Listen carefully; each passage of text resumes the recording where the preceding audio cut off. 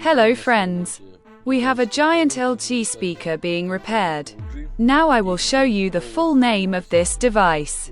According to the client, it simply stopped working. The light music works, but there are no other signs of life. Let's check.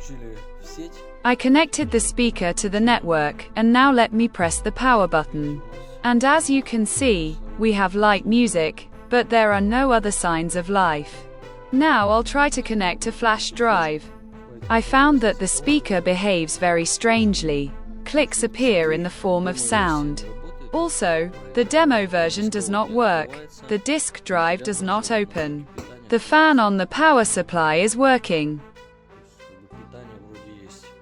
Вот видите, как себя ведет странно. Кнопку включаем.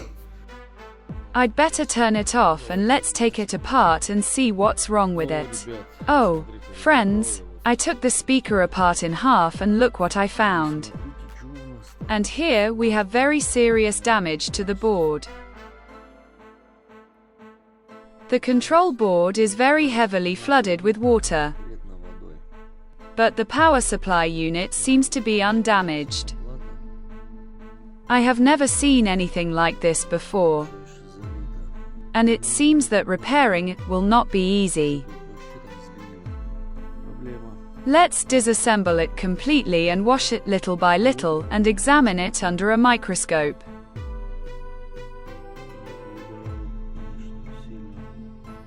I removed the power supply unit, and now I can take a closer look at the damage. I don't really have a choice, so I will try to restore the speaker. The device is restored. There was a very strong liquid flooding of the board, but I still managed to defeat this speaker. I found a diagram for this speaker on the internet, and according to the diagram I checked the integrity of the tracks and the ratings of the radio components in the flooded area. It took me a lot of time. In this place I dismantled all the capacitors because they were completely burnt out. Here I replaced the resistor. Instead of SMD I put a regular one. I also replaced another SMD resistor nearby. After some time, I found another faulty resistor. I'll show it to you now. I glued it to the board using the thermal tape you can see now. It's inside white. The microcircuit has a resistor assembly in the form of 4 resistors soldered together. Unfortunately, I don't have such an assembly at hand. So I simply brought out one resistor separately and put it in thermal tape. Then the transition between the board burned out. It is insignificantly small, and without a microscope and ringing it is impossible to determine the break. This track goes to Bluetooth. Bluetooth did not connect until I found this break. Afterwards I restored it with wire, having previously drilled a hole.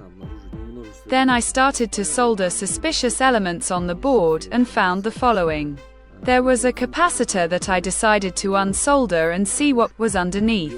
And underneath it, my friends, was a completely burnt out track. If I hadn't removed it, I would never have found the problem area. It wasn't even visible under a microscope. About 4 resistors were replaced. Removed many damaged capacitors. Unfortunately, I do not have such capacitors in stock, so I simply dismantled them. In general, a lot of work was done.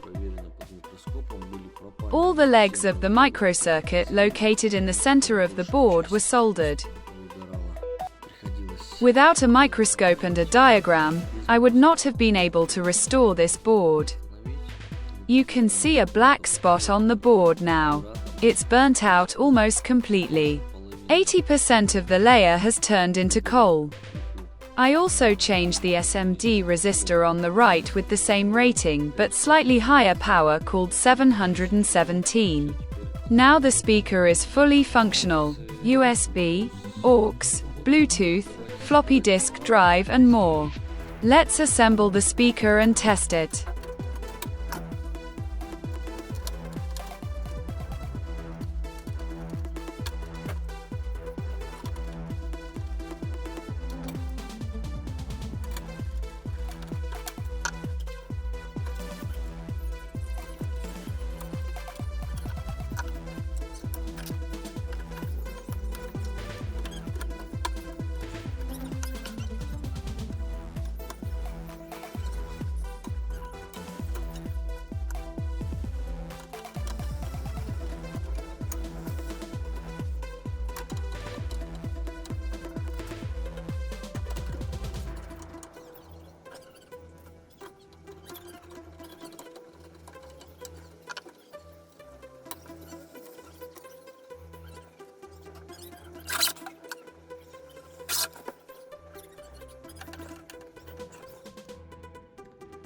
Now, behind the scenes, I will screw all the screws on the back cover of the speaker, then screw the Bluetooth into place. Next, we install the cover and side panels.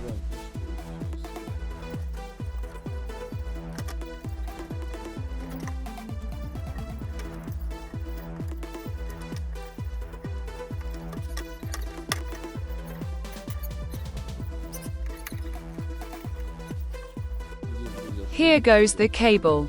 Do not forget to screw it. On the back side, I have already screwed the same. Next, we screw the front panel. Then there are the side panels. Now I will show you how to attach the side panel and also how to remove it. Because this is the first part that will need to be removed in order to get inside the speaker. It is attached in the following way. You first need to push it straight and then pull the plastic to the front side, then it itself gets into place. It is pulled out in the reverse order. But first we unscrew 4 screws from the bottom and 2 from the back and then pull it back and towards ourselves at the same time. There are 4 special tips on the bar with which it is fixed in the case. The bar is held on by 6 screws. I have already screwed it on the other side. All that remains is this one.